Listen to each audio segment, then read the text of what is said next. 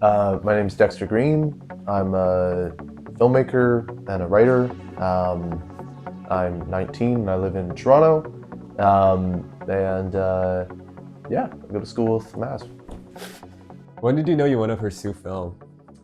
Um, Pretty young. I got lucky out like really, really young actually. I kind of like knew what I wanted to do. I remember a lot. This is like a whole tangent, but I remember my dad like went to an art school and he had like a film textbook or whatever from university, and I would steal it all the time because I wasn't allowed to look at it because it's like a nice like expensive book or whatever, and I was like 8. But I would steal it all the time and just like look at all the pictures and like read all this behind the scenes stuff. And I like really remember there was like a Jurassic Park like section of the book, and then there was a Texas Chainsaw Massacre section of the book, and I would just like terrified of Leatherface in Texas Chainsaw, and I would just like look at this picture of him and like barely open the book and look at it, and then shut the book or whatever, and I'd like sneak it into like rooms in my house, and one time I'd like snuck into like my basement or whatever, and then I heard my dad like come down the stairs or whatever, and I hid the book under like a laundry hamper to like hide it so he didn't know I stole it or whatever. And I forgot about it, and then I came back and my like cat had peed all over it or something, and it had totally ruined it. I was like, man. And I think like after that, I was like, man, if I'm like so into it that I'm hiding stuff like this, and like I'm drying the pages and trying to save this awful book that was not worth saving, and could be saved. Like I think I was like, I'm into it enough. Um, like there was a lot of that. My dad honestly had a lot to do with it. Like showed me a lot of movies when I was younger, and like was always cool to just like uh, show me stuff like probably earlier than I should have seen it, but just like we would talk about the like I remember watching like Dark Knight with him when I was like 6, like super into Batman, whatever. And we watched Dark Knight, and we'd like pause it at like the pencil in the face moment, whatever. And he'd be like, "This is just a movie," like trying to like talk to me about like whatever to make me not scared of it. And then I ended up just like kind of getting really into that and like thinking it was cool that like all of it's fake. Um, and then the big thing that really happened was I was like 11, and I really, really wanted to watch The Shining because I had gotten into Stephen King books, as you can tell from my room. Um, I had read the book like 3 times. I was like obsessed with it, and really, really wanted to see the movie because it felt like this like really like adult thing, like uh, different from like Dark Knight or like other older movies that I'd seen. It felt like something like I was like special. My parents would not let me watch it because I was 11, and so I was just doing everything I possibly could to make it happen. And I like I don't know, I did all this stuff. I learned how to play the theme song on piano, and then I'd like go around at like my parents' Christmas parties and stuff, and try and like tell their friends to tell them to let me watch the movie, all this stuff. And eventually they just kept saying no, and so I decided I was like, all right, I'm just gonna make my own version of it because then at least I can watch that. And so I like wrote a 15-page script, and I like got all my little friends together and everything. We got like a an Amazon camcorder, and we made this like horrible version of The Shining that I still have. Horrible. And But I like did that, and then I like cut the movie and everything, and I was like, man, like I did that. Like I just like watched the thing, and I was like, I just like I've been watching movies my whole life, and I just made one, even if it was shit. Um, and then it kind of just went from there. Like I was like really into writing, and so I would just like I was writing stories all the time. And after a while, it was like, why don't I try and like um, write short films instead and make them into a movie? Like instead of taking Shining and trying to make it something else, just make something of my own.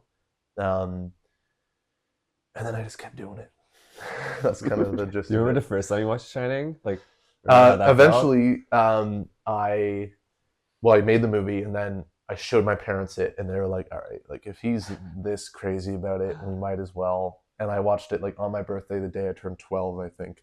And me and my dad watched it at like super late at night, um, and I was just like blown away, like mind exploded because like again, like I had seen older people movies, I guess, but um,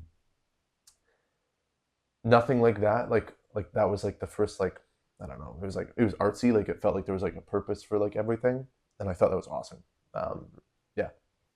What about film specifically attracts you? Um, I don't know. It's a hard question. For a while, I thought that it was kind of like it's nice having film because it's like it's a good kind of collection of everything. I feel like I'm kind of just interested in whatever, in like literally everything in art, um, uh, painting and reading or whatever, um, consuming all types of art. And I found film was kind of like, oh, it's cool because we can like there's music involved and like all the details of music production kind of come into sound design as well, whatever. So that was interesting. Editing, I was like always just really fascinated by, like just because you can do stuff with it. And like other people have said, like it's the only like original bit of filmmaking. I think I don't know who said that, but that was interesting. But a lot of it honestly just came to like, wow, I can write a story and then take all these other different artists and everybody can like put their print on it and make it into this like really great thing. Yeah, so that was kind of like the most of it. It was also just cool like going from writing short stories a lot when I was younger. It was cool going from that to then like okay, now I'm like casting my short story. You know what I mean? And like I'm seeing these characters that I'm writing about come to life, and that was always kind of intriguing to me. Um, Something about it, like honestly, at the end of the day, I think it feels like it's the most um, honest art form a lot of the time because you can't really like I don't know. So many people talk about it, but you can't really hide anything. Like you get a close up on somebody and you see every aspect of their face. And in painting or photography or whatever, and I guess you can in film sometimes too, but um, you can make choices about what you're going to show. In film, it's kind of hard to just not show something, um, and I think it's vulnerable, and that's interesting to me. Um, yeah, I think it's the human experience at the end of the day, and it's like it's capturing that and finding an entertaining way to do it. Do you think like having the short story background changes the way you write scripts or approach film in any way? Totally. I get self conscious a lot of the time with like the stuff I'm writing because I feel like for a while I've probably made like 30 short films. Like a lot of them are just horrible, but I've made a lot of short films, and for a while I kind of got into like a zone of short filmmaking where it feels kind of like I used to call it something I can't anymore. But it's like a bunch of vignettes kind of all into a thing. And so like one of my films, it was like the first thing I'd done with a crew, which really made me realize like okay, there's different types of filmmaking. But I made it and it was like okay, you've got like the script is 10 pages long and there's 11 scenes, you know what I mean, and each scene is just a little moment and there's no transitions really between the scenes. It's just like we're seeing like beat beat beat beat leading to this thing. And I made that movie and I looked back on it and I was like, man, I've kind of been doing that sort of thing for a while, and it doesn't really feel like the movies that I like watching. I think the interesting thing about like novels and kind of comparing them to film, a lot of the time, other than when you get into like super chapter based like books, um, there's like a free flowing kind of like everything has a reason to just like keep moving on like waves, I guess. And I started thinking filmmaking was kind of different, like it was like choppier waves, I guess. And so I started looking at like films I really loved, like even like The Shining, whatever, which is a long movie and like a lot of build up and everything. Um, and looking at the short stories that I was writing and the short stories I was reading, especially, I was like, man, like it's like it doesn't have to be so like um, I guess that noise is the most I can describe it as, but like it doesn't have to be so stop and start, and we can write a screenplay like it's real life or like it's a story.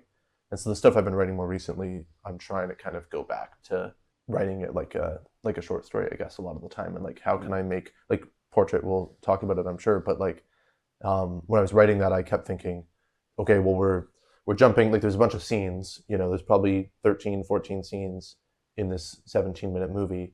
How can we bridge each scene together so it just feels like one, you know, collection of time? less of like, a bunch of stops and starts. So that's like the main thing I feel like I've taken away from short story writing when I was younger, and just like a love of reading. Um, Do you find yourself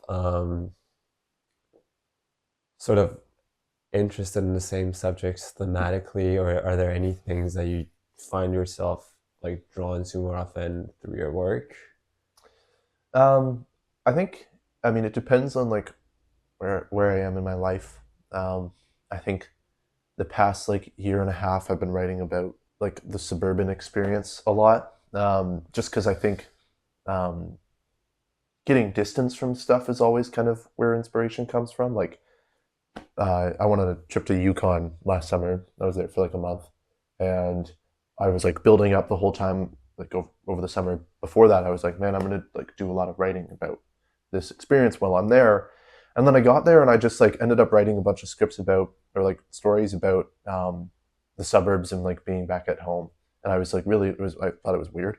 And then I came home, and a month passed, and then I started writing stuff about Yukon. And I think just distance a lot of the time does that. And like I grew up in like until I was like 11, I grew up in this like kind of lower income neighborhood in London, that's like just full of artists and really interesting cool people. And then but it was like older houses and just like whatever. And then I moved to the suburbs after that, and just like super different sort of thing. Everybody's like an accountant or a banker in the suburbs. And I think doing that, I got some sort of perspective on it a little bit more. Just like not like felt like I was like, oh, I was 12 when I moved there. Like I was like grew up in the suburbs for sure, but felt like I could look at it in a different way, or like less. It was less appealing. Um, and then when I moved to Toronto, and like lived downtown in residence or whatever, I ended up just kind of thinking like, man, like looking back on my time in the suburbs and trying to write something about that. And so everything I've been writing right now um, has been all about like conformity, I guess, in the suburbs. Like when you spend so much time in these like really shitty places where you're just kind of in a box that all looks the same. Like everybody looks the same, and everybody's house looks the same, and it's not much difference. Everybody's got secrets and things they don't want to talk to people about. And I got really interested in like, what do my neighbors think about, what's going on in their lives that they don't want to tell anybody, like not even their wives or husbands, whatever. And it kind of went from there. And then portrait came of that, and then curtains came of that too. Curtains especially. But yeah, just like a lot of it, I'm just curious about like what people hide when they're stuck in these kind of conformity, like banks, I guess. Does it make you less present because you are always writing about the past? Like, what's that relationship? um, that's a really good question. I think probably a little bit. It's hard because I'm just like, I'm the kind of guy, like I think you'd understand too, and a lot of like people who write understand too, in my head a lot thinking about stuff. Um, and so it's hard to just be present with a lot of things because I'm like trying to think about something. I think there's lots of ways to live life.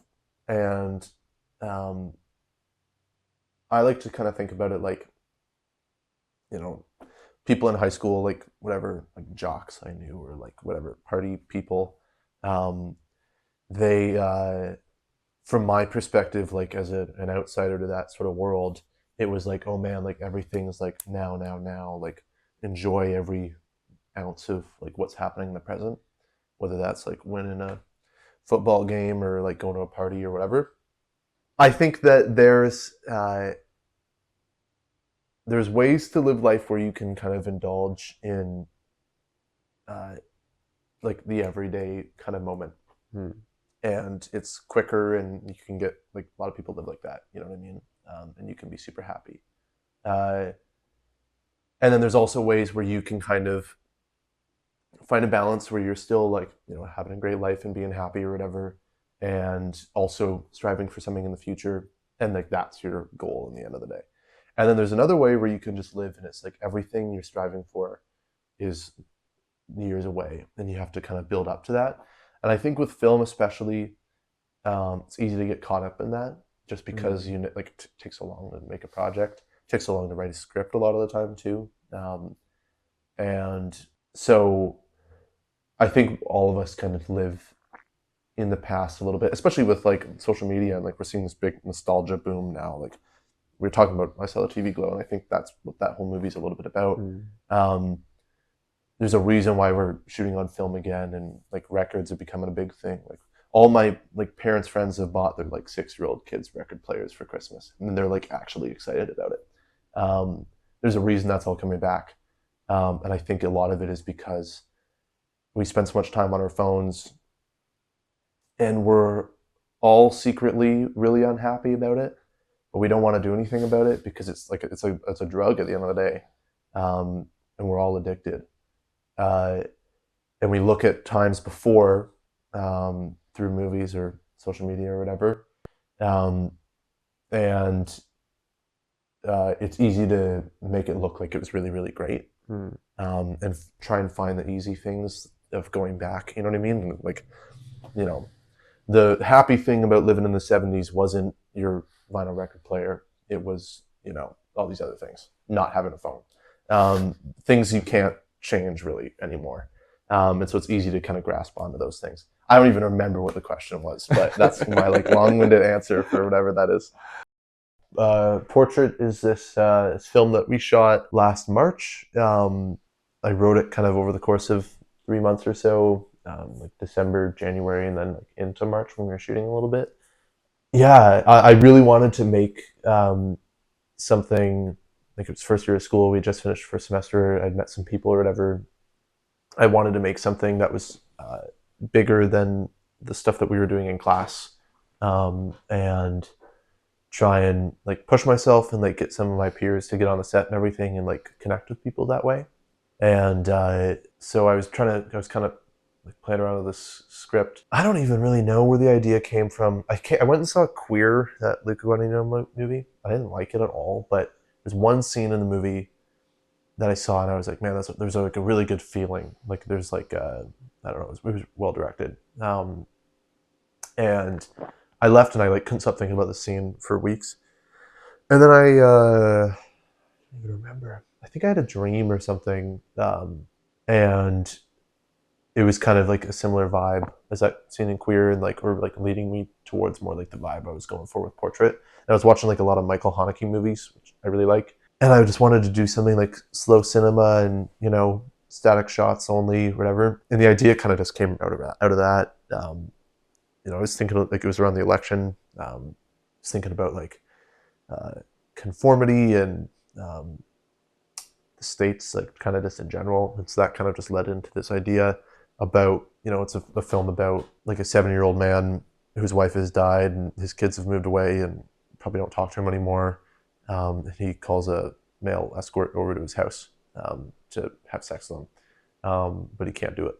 And so, yeah, it kind of just went from there. Yeah, we shot in March, and it was great because we got like a bunch of people from the school to like be on the set and everything, and like upper years, and so it was nice kind of connecting like a bunch of people. Our DP, Mason Klein, he's great. Like I knew him from London from like a film festival that I did, and he was in his third year at that point in time, and we'd been talking about photography or something, and I reached out to him again, and I was like, what are the chances you'd want to DP this thing I've got? I sent him the script and we had some conversations about it and stuff, and he was like really down. And so it kind of just went from there. A lot of work, honestly, like probably the hardest thing I've ever made. We applied for like a creative school grant. We got how much money? I think we got $7,000 from them, and then we did a GoFundMe thing too. And I was like co-producing the film with my producer Zach, and I was still writing the thing and directing it, and we were trying to figure out casting at the same time. We had such a pain in the ass with casting, and so it was like all these things kind of happening at once. But I think it resulted in probably my best film so far. So I'm pretty pumped to, you know, be have made it and everything, and having made it in Toronto too. Like that was really the goal. Was like, how do we make something here, and learning how to do that.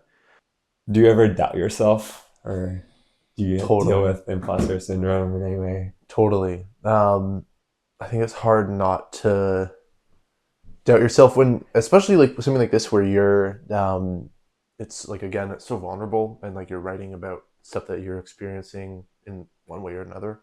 Um, Everything I think is autobiographical a little bit, and so that plays an aspect. Like that's a part of it, but a lot of it too is like you'll do something like that and you'll be really vulnerable or whatever, and then you'll go and like win an award for it or something, or like the opposite, you'll your movie will suck.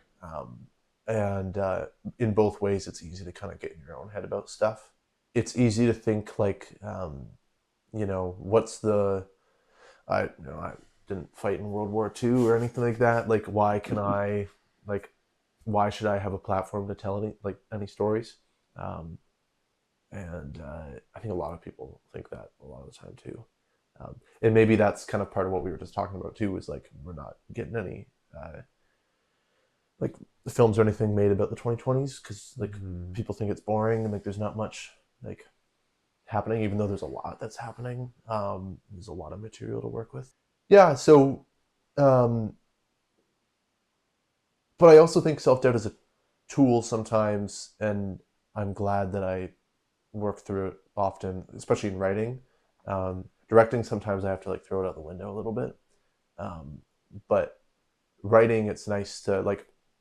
I had this. I'm working on this new script, and um, felt like happy with like I got the concept or whatever, and really happy with it. And then I had like a version of it that I was like sitting on for a little while, and it was like I outline a lot, and so I had like an outline in my head pretty much, and like handwritten, and I thought it was like ready to go, and I could just sit down and write it.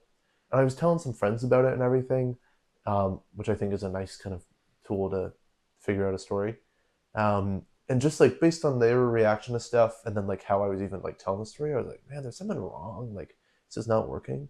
And I just like kind of got into like a spiral. I was like, man, like if this isn't working, like does any of my scripts work or whatever? Like, and then just like didn't write for a week or whatever because I was trying to figure it out in my head. And then I got a fortune cookie for New Year's. Like we were having dinner with some friends, and um, my fortune cookie said something like, I think I have it somewhere. Um, Perseverance is the key to success. And I saw that, and like just like this wave of calm went over me, and I was like, okay, it's gonna be all right. Um, and I went home and watched a show I was watching, and next morning I woke up and I had this entire new version of the like same plot but like totally different thing, and like sat down with my notebook and wrote the whole thing in 20 minutes, and like had the entire thing, sat down and looked at it all, and I'm like, man, that's 10,000 times better. Like that, like there's still things I need to work out with it or whatever, but so much better than what it was. And so part of me, I think, like with that, like self doubt can be a tool where like I know this is bad because it's shit. But then it also can drive you too far. You know what I mean? Mhm. But then I'm also like, sometimes you need to like get so down in the dumps about your script and like think it's super shit to get to that point where you can like wake up one morning and feel better about it. Um, and part of writing is like it's all a bit of I mean, filmmaking in general and a lot of arts, but it's all like you're constantly like pandering for success or like the next great thing. Like, how do I, not even like awards or anything like that, but like, how do I make the best thing I possibly can? Like, how can I write this script and then just feel really good about it? Yeah, I don't know where I was going with that, but I think that answers the question. What about burnout? Does it ever like does the quantity of work you do ever overwhelm you? Totally. Things like I think yeah. I've like been in. I think I've been burnt out for like 4 years straight. Honestly, I think that it's hard because it's kind of necessary for the stuff that we do, and um, it's hard to kind of like a big thing that I always having a problem with was like um, I'd get invited to a lot of sets and stuff, and like student sets, whatever. Um, and I realized I was like, man, I'm spending like a lot of my time gripping or PAing people's sets, and I don't really like it. Like it's no fun. And I go home and I'm like, man, I don't even want to do film anymore or whatever. And there's benefit to that for sure. Like that's how I've met a lot of people who come and work on other stuff, or like I can talk to about film ideas and everything. But at the end of the day, you go home and you don't want to write because you're too tired because you've been on set for 16 hours. And then that on top of school and, having a social life builds up a lot. And so like one of the things that I talked to a producer friend of mine, he's like 25 and he's like really successful. He knows what he's doing. I was asking him a lot of questions about that too. And he was just like, man, like, at a certain point, you got to realize that nobody, grips for 15 years and then becomes like an Oscar winning director, because you don't have time and you get sucked into making money as a grip. And you can, like, that's the career, you know what I mean? Like, that's a super valid career. So why would you try and be that thing when you want to be, a writer or a director or whatever? Just like do that and do the things that, like, be on set every so often when you need to meet the right person to be on your next thing, but also like the majority of your time should be going towards the thing you want to do, which felt like a no-brainer. But just like hearing somebody that I trust say that, I was like, man, like you're totally right. And that has kind of changed my relationship with burnout a little bit, because now I'm saying no a lot more often and discovering like what actually makes me happy and what I actually want to be spending my time doing. That's a huge thing I think with film too, and again kind of coincides with burnout a little bit, where all this pressure to network and be on sets and be making your own things, and there's always the question of like, should you do school, should you not do school, or whatever. All these unknowns because very few people succeed at it, you know what I mean? And so there's all these people online telling you like, you got to do this, you got to do that, whatever. But there's a reason that person's online and not making the things they want to make. And yeah, I think learning to be easier on ourselves in film, especially like students and stuff like that, would be helpful. I wish they taught classes on that, because that'd be nice. But I think, like, honestly, a lot of it is just like learning to say no and like finding what actually like really makes you happiest, like whether that's being on a set doing this or that, whatever, or not being on a set at all. Like discovering what that is, I think, is the answer to a lot of burnout stuff. That's interesting, because like a lot of advice that we get is just go on sets as much as you can. Yeah. But then at some point, if you are getting enough set experience and if you are making those connections, you gotta say no to focus on your writing. Totally. Yeah. Because there's, I mean, I don't want to sound like I was saying never go on set or anything like that. Because you're right. A lot of people say you should, and there is a lot of value in it. And I think again it comes down to like knowing yourself and like, do I know how a set operates because I've been on this many sets or whatever. And again, I got lucky because I got on like some larger sets when I was younger, and that really helped. Like, so like I came to school and I was like, I already kind of know how a lot of this works, and so sets became more of just like a networking thing. And then I met a network of people, and I'm continuing to make like networking, like go to events or whatever, continuing to make connections with people that can then like come and become a creative thing. So all that's still there, and you got to do that 100%, because you can't really just make films totally alone. Like, it's a collaborative art form, and the sooner you realize that, the better. But yeah, there's always a balance. Like the amount of stories that people have told me, like people in the industry or whatever, who are like, yeah, there's like 3 guys on a set or whatever, and all of them once wanted to be directors or whatever, and then they started gripping or started whatever doing this thing, and then just like fell into it and then just kept doing it for 40 years, and that they're probably really happy, like they're making good money and everything, but I bet a lot of them are also bummed that they didn't do the thing they've always wanted to do. So it's about finding that balance. Yeah, kind of like on that topic, how are you feeling about your future in the film industry? Is there anything that's scaring you or you're like unsure about? I don't want to be like the classic thing or whatever. I'm sure other people have talked about it too. Like just internet and like attention spans and AI, I'm a little less worried about, because I don't think it's as much of a, I don't think it's going to be as much of a problem with film as people think it'll be. I think we're kind of in an interesting spot with social media and screen time and AI and all this stuff, where we're kind of hitting like we're all like in a bottleneck, and or like the climax of all this buildup of like consumerism and just like in the media and like entertainment that we consume, whatever, um, where like what AI is doing with just like unoriginal content and like taking things from all over or whatever and just making their own things off of what everybody else has made, like plagiarism, I guess, is kind of what a lot of people have been doing with film for a long time. Tarantino, I think, is the huge culprit of it, where he's just making other movies that have already been made a million times, whatever, with a different twist on it. And I think that there's a relationship that like we as like filmmakers and whatever need to start building with like that idea of like building something off of somebody else's back. But I think that we're the end of this kind of climax of things, and like this the way that we're making stuff is in sight, and I think that we're getting close to it. And at the end of it, at the end of the like this AI and everything, I think it's going to be what we talked about, like a new wave of different stuff, like a different way of filmmaking, a different way of doing art or whatever. Like, what does filmmaking look like in 20 years? I think is really different than what it looked like now and 20 years ago. You know what I mean?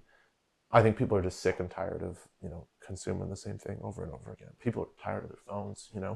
Um, and so there's only so much longer, I think, with all of that. And I like seeing like all this stuff. Like it's like the trend of 2026. Like people are talking about trends, whatever. It's becoming the trend of like authentic, like records are coming back and whatever. People are listening to cassettes and like seeing movies on film and all this stuff. It's because people want like the real life stuff and want something to feel authentic. Um, and I think we're getting there. So, yeah.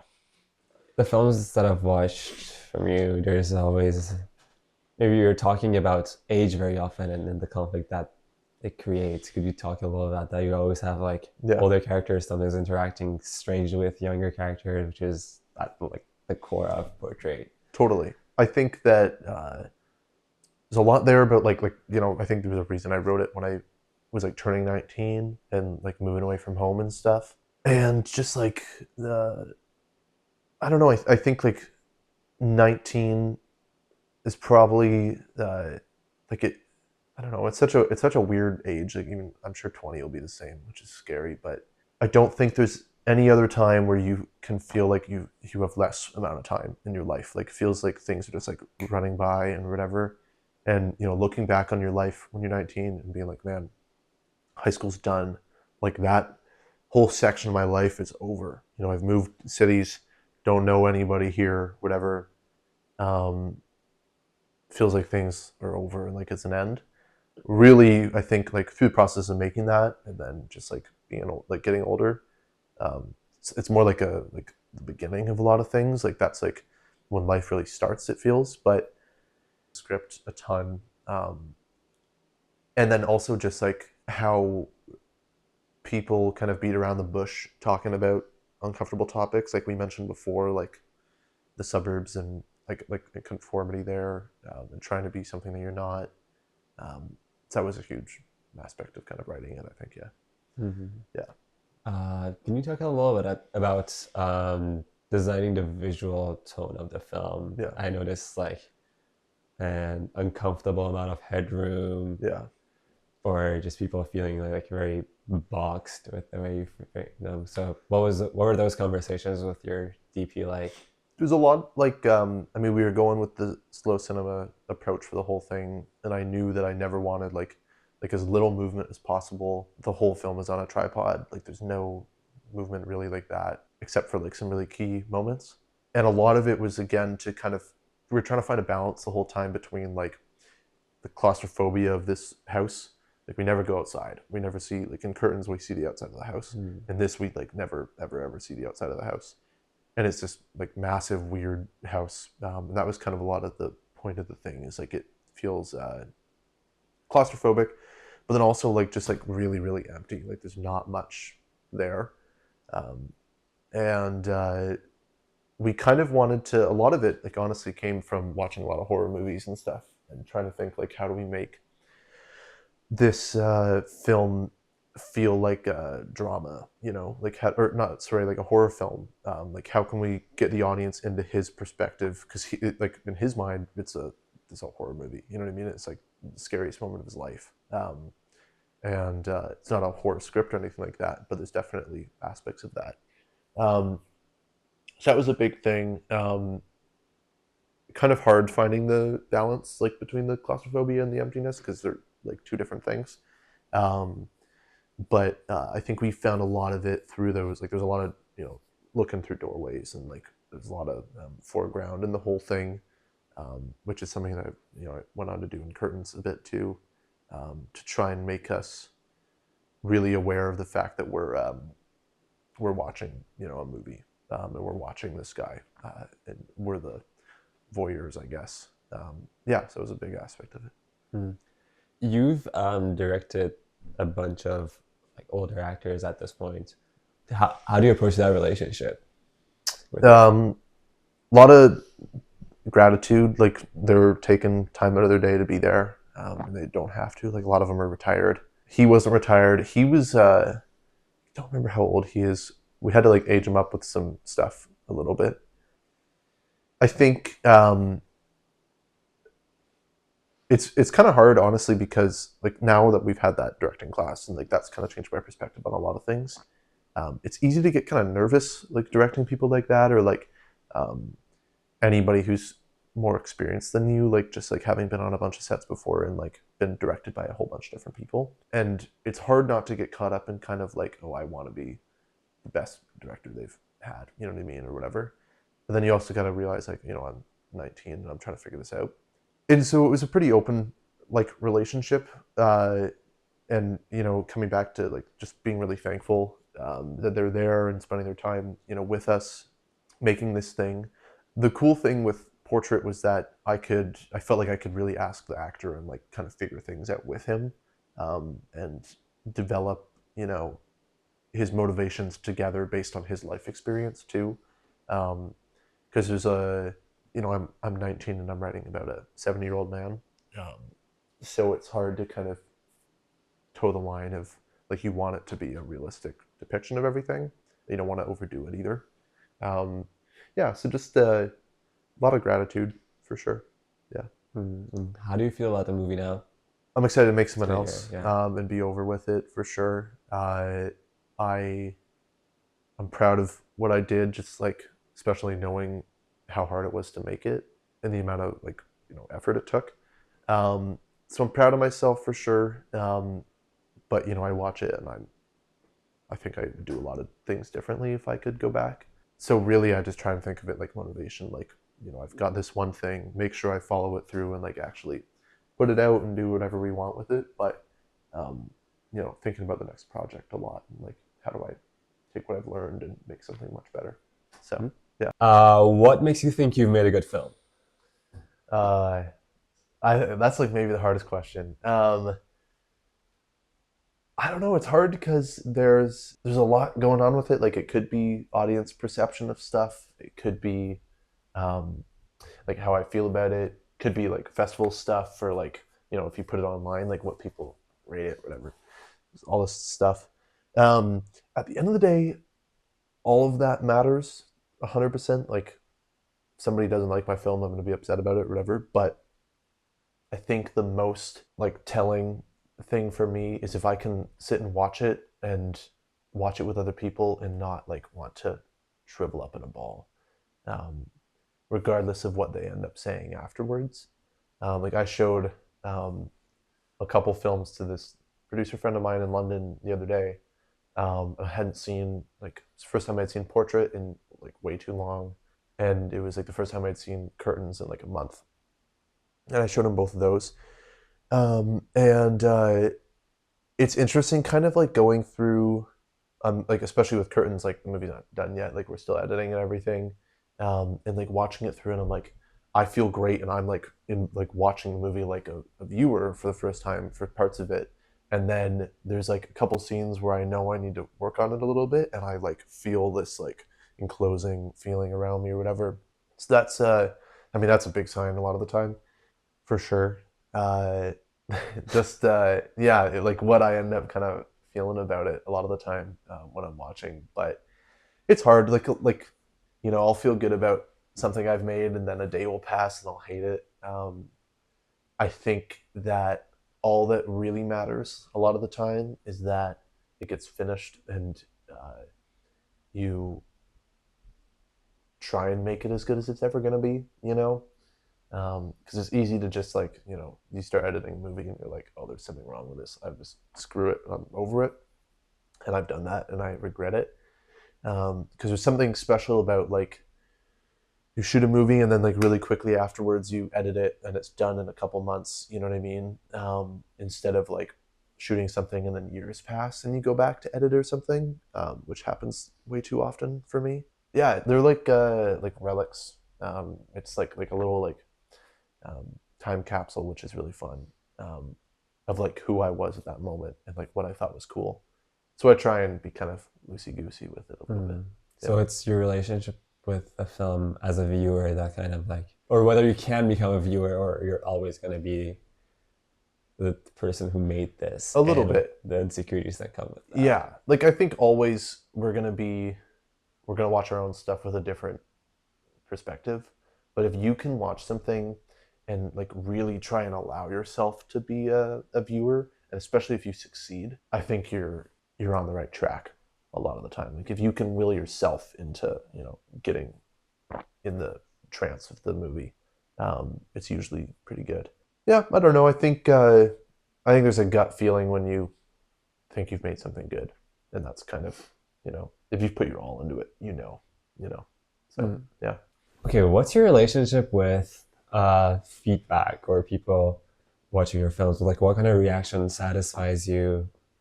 What, like, how do you feel about that? I think I mean praise is awesome. Like that feels great all the time whenever it happens. But it's not like super useful a lot of the time. I think like we all have kind of felt that with some profs and stuff like that, or classes we've taken in school where it's just like man, like I'm not getting anything out of this because you're just telling me it's good. And when I know it's not good, especially, so that's the whole thing. It's awesome when you have like an audience or a prof or like a mentor or whatever who watches it and like will tell you if you're like a total shit, and like will like go through and be like, you know, this isn't working, because you'll learn a lot through that process. But then also, when they do end up praising you for something, it feels like just like okay, now I've you know I've made the right decision here and I'm going on the right track. But yeah, I don't know. It's easy to get carried away with it too sometimes. Like something I'm finding with curtains a lot too is like we talked about tone and our pitch, and that was always going to be kind of an issue with the film and figuring it out, like what to lean into. And depending on who I show it to, everybody's got like a totally different takeaway from things. And so like showed it to, you know, a couple people and they like take it really seriously and they like really like it in that way. And then, you know, I show it to some people and like they laugh at a certain part, but they still like it, you know what I mean? And they like get something out of it. And so you have to be a little selective sometimes and like, okay, like am I thinking about it this too much, or like am I reading too much into it? So it's complicated, but I think it's necessary. Like if you just made a million things, like if you just kept making movies and then never put them out or ever showed them to anybody, like I know a lot of people who do that with like art and some film stuff too, where it's just like, you know, you work on a painting for 6 months and then you don't do anything with it. You're not really getting much out of that because nobody's seeing it, and you can't have like I think the feeling that you have when you show something to somebody is more important than anything they're going to say. And learning how to navigate that feeling is like is the key to a lot of success, I think. Do you have any dreams in film? Honestly, I just want to be able to make enough money where I can just like keep making stuff and be like able to afford to live. I don't want to like work a shitty job my whole life and like do it on the side or whatever. But I also don't want to like be James Cameron, you know what I mean, and like make a shit ton of money, and then just like you don't really have a life. It's the same thing we were talking about a minute ago with bands and stuff like that too. When you get so popular that you can't make anything, and I think it's easy to do that with like writers and directors too, where it's like, how do you connect with? Like, I'm so sick and tired of Hollywood movies, like movies about Hollywood or whatever. Some of them are cool, and then after a while, it's just like we're seeing the same story over and over and over again. Same thing, you know. If everybody lives in one building and we're all filmmakers, we're all gonna end up making the same stuff a lot of the time. So, uh, yeah, I think there's a kind of balance that I really want. Yeah, I don't know. I think a lot of the time I'm striving. I think a lot of filmmakers and other people in the arts will understand. I think there's a feeling deep inside me that I like desperately need to do this thing. You know what I mean? And it travels from project to project or whatever. Like this like nagging feeling of like I have to make something right now. You know what I mean? Um, and only thing that relieves that feeling is like actually going and making something or like being in the process of making something, and then the feeling comes back really quickly. um, I think that feeling is going to be part of my life forever and like part of all of our lives forever if we want to be artists. But I look forward to a world where I can have that feeling and do it like right away, you know what I mean, and not have to worry about like getting money or people or whatever, and just like taking 6 months to build the project to get rid of that feeling. It's more just like, oh, I'm ready and I can do it. And also just getting to the point where I feel like I've made enough stuff. I don't know, this probably will never happen for anybody because it's just, I think it's the nature of the thing. But it'd be great if I could get to the point in my life where I'm like, man, I've made enough stuff. I feel really happy. Like I don't have to make something right now. You know what I mean? I've done enough, um, and I'm satisfied. Uh, at the end of the day, I just want to be able to make like as much stuff as I possibly can and as much different stuff as I possibly can, like films or other stuff. If I can just make like, a fuck ton of stuff, I think that's What sort of other happiness. stuff? Books. I'm writing like a graphic novel thing right now. I like the idea of kind of like making a couple things of everything. You know what I mean? Like if I fast forwarded 100 years, and I was able to look back on like my life, I would want to be able to be like, okay, he made like three really great movies, not like whatever 40 great movies, three like really really great movies. He wrote like two really great books. He made this one really cool thing, whatever. Like paring things down and just making like really great stuff and kind of eclectic in what I'm actually picking, medium wise. That's cool. I think that like that feels like that's exciting. And then also just like I look at people like Werner Herzog, who I think just like has lived the coolest life ever. Um, and it's kind of hard to do something like that now, like all the stuff he's done.